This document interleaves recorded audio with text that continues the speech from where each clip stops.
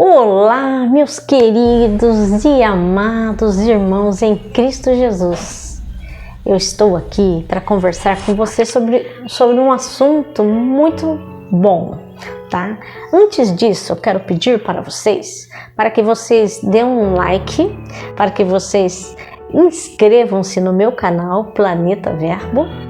Meu nome é Andréa Juliana, né? Eu sou do Planeta Verbo e compartilha, tá bom? E roda a vinheta.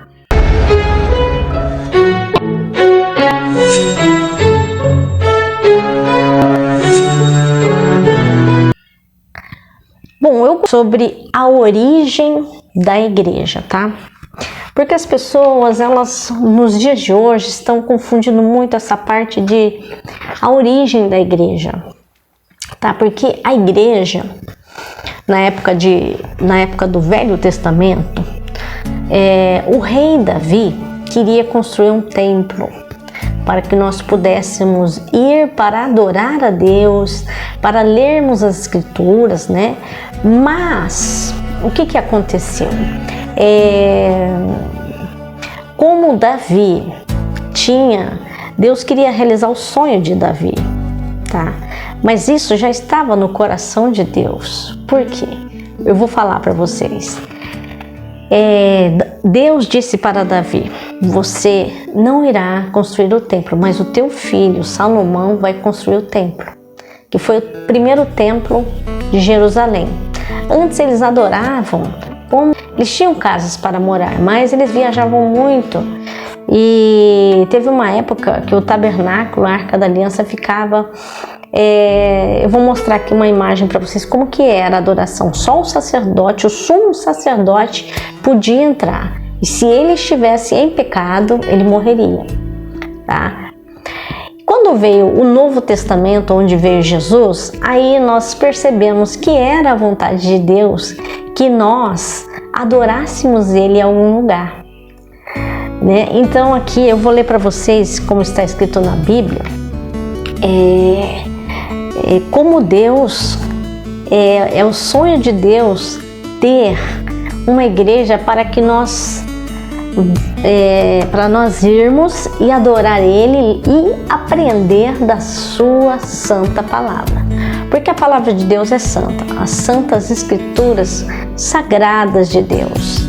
As escrituras de Deus, né, ela nos liberta quando a pessoa começa a ler, né? Então eu não quero falar sobre isso agora, eu quero falar sobre a igreja, né? A igreja de Deus, a igreja de Jesus. Nós podemos ver que lá no Velho Testamento, Deus já tinha a intenção de que fosse construída a igreja. Mas naquela época, principalmente quando Moisés foi levando o povo pelo deserto, não tinha como ele ajuntar o povo num templo, num lugar de tijolos ou de madeira, né? Era inacessível, porque o povo estava andando no deserto até chegar à terra de Canaã. Mas era sim o desejo de Deus, porque olha só o que diz em Deuteronômio 31:12, ó. Deus pediu, né? Porque a cada 7 anos eles tinham que fazer isso para o povo, né? Ajunta o povo, Deus falando para Moisés, Deuteronômio 31:12. Ajunta o povo, homens e mulheres e meninos, e os teus estrangeiros que estão dentro das tuas portas, tá? Para que ouçam e aprendam e temam ao Senhor vosso Deus, e tenham cuidado de fazer todas as palavras desta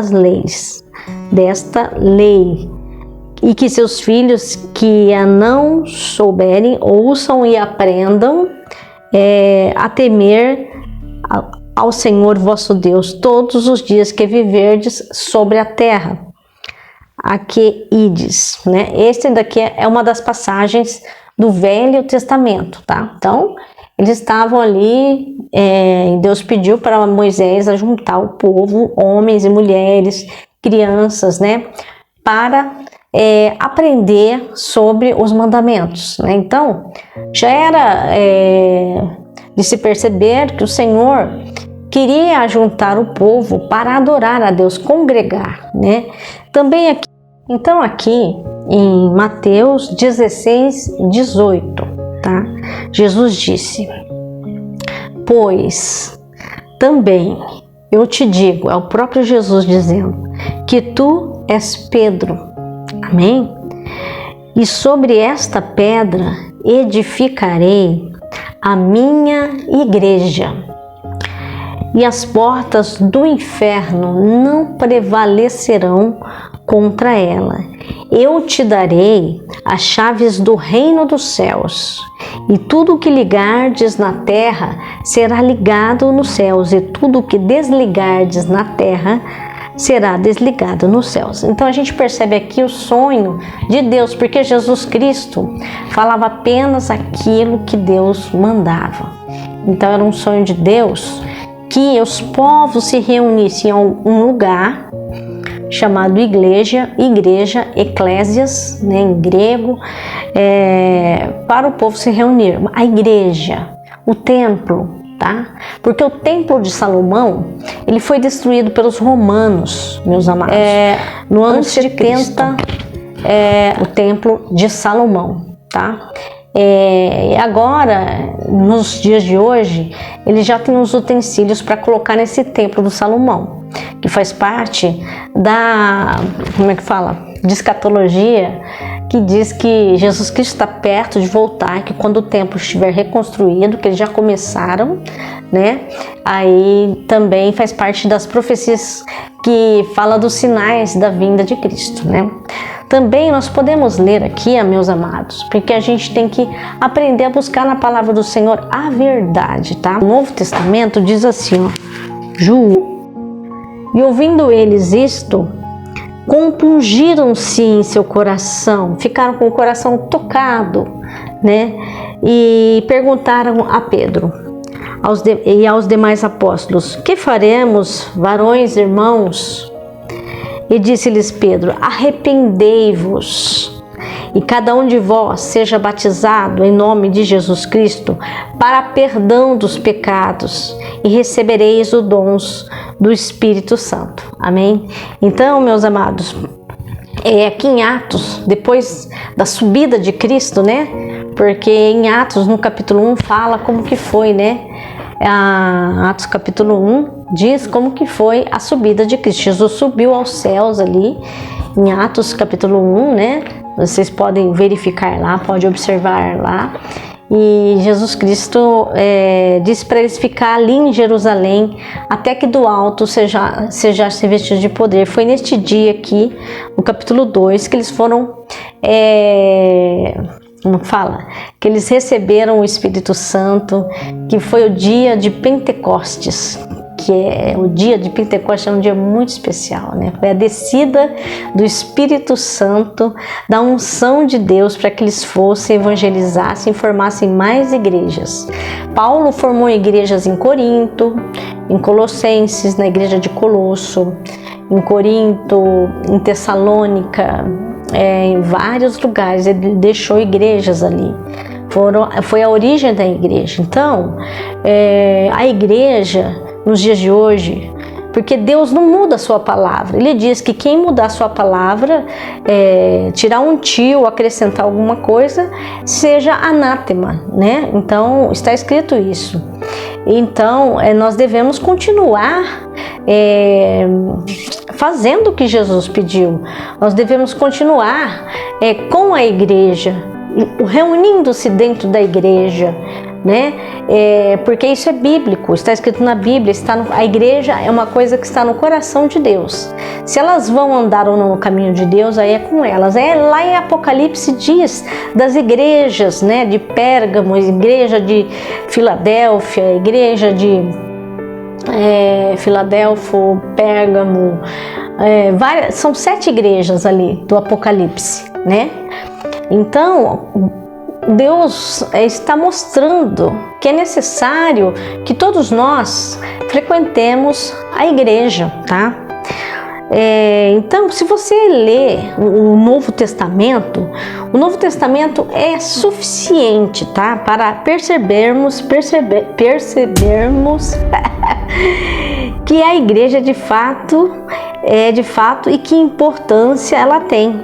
Ela é de fato, e que importância ela tem. Para os apóstolos e os primeiros cristãos, a igreja era relevante. Paulo, por exemplo, a denominou de coluna e firmeza da verdade no livro de 1 Timóteo, capítulo 3, versículo 15. E Pedro a chamou de geração eleita, que está em 1 Pedro, capítulo 2, versículo 9, tá? Depois, fala sobre o povo de Deus, aqui que eu pesquisei, povo de Deus na Bíblia e na história. No Antigo Testamento, o termo hebraico qual com que, eu vou pôr aqui na tela para vocês, tá? Como que é escrito esse qual, não é qual igual em português não, tá? É usado para se referir a um ajuntamento do povo de Deus, debaixo do antigo pacto, tá? Qual, tá? E nesse aspecto o seu uso é o de uma convocação para uma assembleia, tá? Ou o ato de reunir-se em assembleia, em conjunto, congregar. Dessa forma, qual é descrito como o povo reunido, como diz em Deuteronômio 4, versículo 10, congregação do povo. Jeremias, não, Josué, capítulo 22, multidão. Em 1 Samuel, capítulo 17, versículo 47, congregação também. Em 1 Romanos, capítulo 8, 22, congregação de Israel. 1 Crônicas, capítulo 13, versículo 2, grande ajuntamento. Neemias, capítulo 5, versículo 7. O termo qual, portanto, no contexto do Antigo Testamento, se refere, no contexto do Antigo Testamento, refere ao Israel étnico, tá? Ou seja, a raça de Israel, né? Uma nação que se juntava ou reunia tanto com fins culticos ou não. Aí no Novo Testamento, o termo grego eclésia se refere à igreja cristã, que era a mesma coisa do qual, mas diferente, porque os tempos vão mudando, né? Mas a igreja é a reunião das pessoas dentro de um lugar, tem que ser dentro de um lugar hoje em dia, né? Contudo, no contexto neotestamentário, Novo Testamento, né, o seu sentido diferirá, ou seja, vai ficar diferente do que lhe é dado no Antigo Testamento, tanto na forma como na função. Não é apenas uma raça ou uma nação, mas todos aqueles que de diferentes raças e nações que foram comprados pelo sangue de Cristo. Entendeu? Todo mundo que foi comprado pelo sangue de Cristo deve ir à eclésia, à igreja, né? Deve se juntar à eclésia, né? Eclésia foi Paulo que disse, né? Ele costumava dizer eclésia, né? É um termo grego. Assim, o seu sentido no Novo Testamento é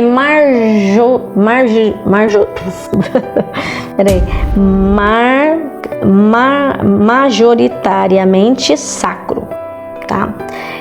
Isto é, uma assembleia de crentes que se juntaram para adorar a Deus.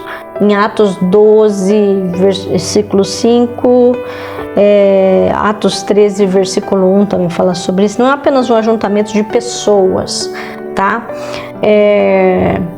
Não é apenas um ajuntamento de pessoas, mas uma assembleia de crentes, tá?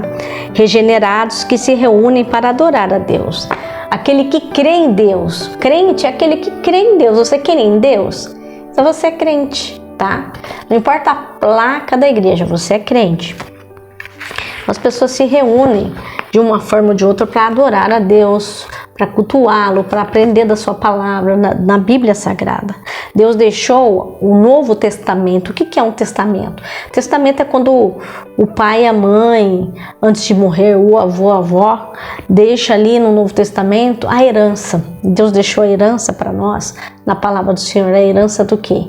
Principalmente da vida eterna, através de Jesus Cristo. A salvação eterna, o céu. Nós somos cidadãos dos céus quando nós morrermos. Você sabe para onde você vai quando você morrer? faça tudo para estar junto com Jesus Cristo de Nazaré. Amém?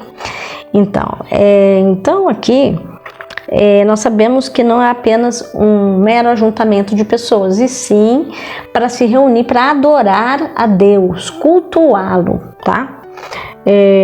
Nós também, Jesus, por exemplo, usou o termo eclésia com um sentido exclusivo, o povo adquirido pelo seu sangue, em Mateus 16:18. Dessa forma, o uso paulino de eclésia, paulino porque foi Paulo que falava eclésia, nas suas epístolas designa sempre a comunidade dos salvos, tá? Assim vemos Paulo saudando a igreja, como em 1 Coríntios, capítulo 1, versículo 2, né? E nós vemos também ele ensinando as igrejas, como diz em 1 Coríntios, capítulo 7:17, ele teve que ir lá em Corinto, ele visitava as igrejas que ele fundava, né? Pedro também, todos os discípulos, né? Depois dos discípulos, houve mais 70, né? Multiplicou-se o número de discípulos, graças a Deus, e foi indo assim pelo mundo inteiro até nos dias de hoje. Os discípulos de Cristo, né? Os discípulos ali que andaram com Jesus Cristo, todos eles foram mortos de forma cruel, né? Mas o único que não foi morto de morte cruel foi João, que morreu de morte natural, que é o que sabemos. Depois aí isso foi mudando um pouco, sabe? E aí veio a Igreja Católica, e da Igreja Católica tem a história do Martinho Lutero, que era contra algumas coisas que os padres faziam, né? Por exemplo, eles não deixavam as pessoas lerem a Bíblia. Isso está em história na Reforma Protestante, ou seja, os próprios católicos, Martinho Lutero, João Calvino, eles protestaram contra os padres, eles não deixarem as pessoas ler a Bíblia, porque as pessoas aí iriam fazer a eclésia, iria aprender sobre Deus e aprender a orar. Então os padres queriam dominar sobre os povos naquela época, tá? Na Reforma Protestante, tá? Então, disciplinando o uso dos dons na adoração da igreja, para isso que serve, dando diretrizes à igreja, sabe? Paulo fazia isso.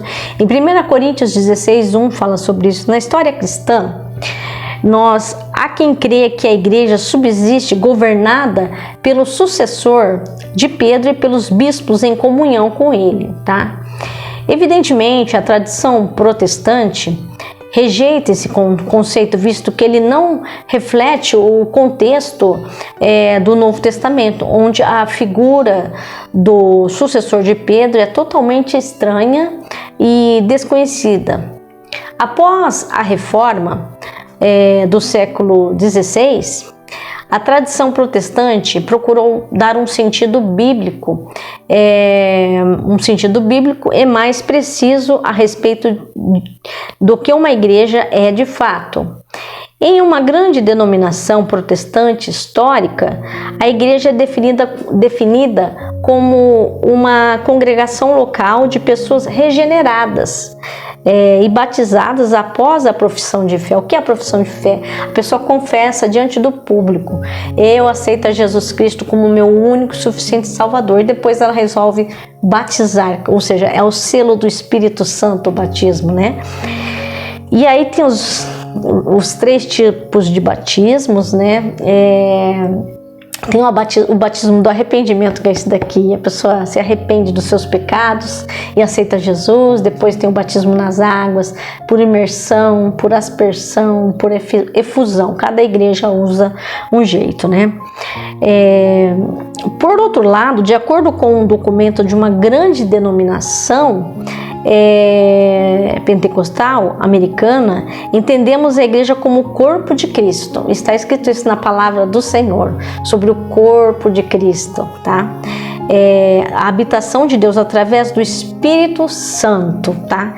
É parte integrante da Assembleia Universal da Igreja dos primogênitos que estão inscritos no céu.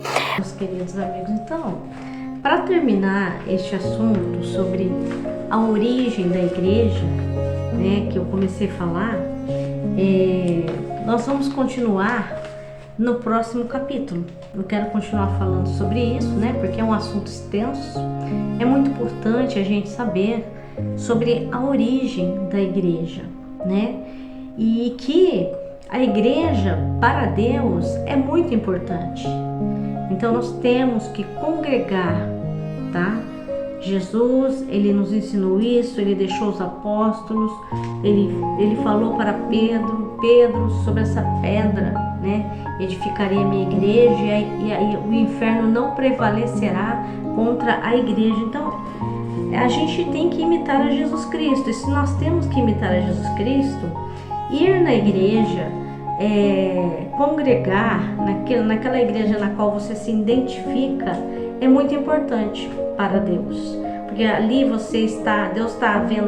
Deus vai separar o joio do trigo, fala assim, dos crentes falsos dos crentes verdadeiros, na hora da ceifa, quando Jesus Cristo vier arrebatar a sua noiva, né? Então ali no meio Deus está provando. Por isso que no meio da igreja tem sempre as pessoas que falam assim: eu não vou mais nesta igreja, eu vi isso, eu vi aquilo. Se você for na igreja e não olhar para Jesus Cristo de Nazaré, você não permanece em nenhuma igreja, nem na Assembleia de Deus, nem na Quadrangular, nem na Deus é Amor, tá? Nem nas igrejas batistas, né? Que as igrejas batistas têm várias facções assim, né? A Assembleia de Deus também tem Ministério Belém, Ministério dos Santos, ADRP e muitos outros. Metodista Livre.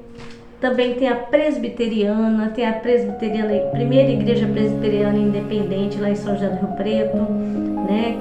Tem também a igreja presbiteriana central, a igreja presbiteriana renovada, tem muitas outras igrejas, muitas denominações evangélicas, entendeu?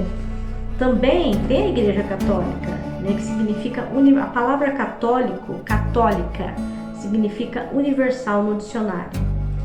Então, Deus, ele vai salvar aqueles que o serviram de verdade na igreja. Na igreja, Deus quer que nós nos congregamos para falar de Jesus Cristo, para adorá-lo lá na igreja, adorá-lo de verdade, em espírito e em verdade.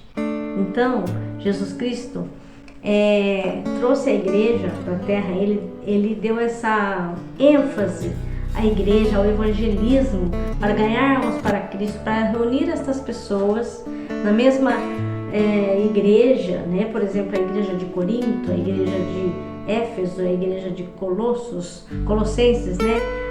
Várias igrejas, fora as igrejas que falam do Apocalipse, que são as características das igrejas, né? Ali o autor, João, ele usa termos que são revelados, por exemplo, a igreja de Pérgamo, Tiatira, de Filadélfia, né, e outras também. Então, assim, nós temos que andar no caminho de Jesus através da palavra do Senhor. Nós não somos perfeitos. Perfeito é só Jesus, este já se foi, está na glória com Deus, assentado ao lado direito do Pai. Ele é perfeito. Na igreja não existe ninguém perfeito. A igreja é como se fosse um hospital para ajudar as pessoas. Mas nós temos que sim observar a igreja que você vai, se ela realmente está te fazendo bem ou não. Mas se você quer seguir a Jesus Cristo, não olhe para as pessoas. Olhe para a palavra de Deus. Olhe para o que o pastor está pregando, se ele está pregando de acordo com a palavra do Senhor. Porque hoje em dia existe essa confusão muito grande de pastores, bispos, que usam a palavra para fazer coisas que não agradam a Deus. Tá bom, meus amados? Então eu deixo essa palavra para vocês e volto para fazer o próximo estudo referente a isto. E eu gostaria de desejar a todos vocês, meus queridos e amados amigos cristãos, Shalom Adonai. A paz do Senhor para vocês, em nome de Jesus.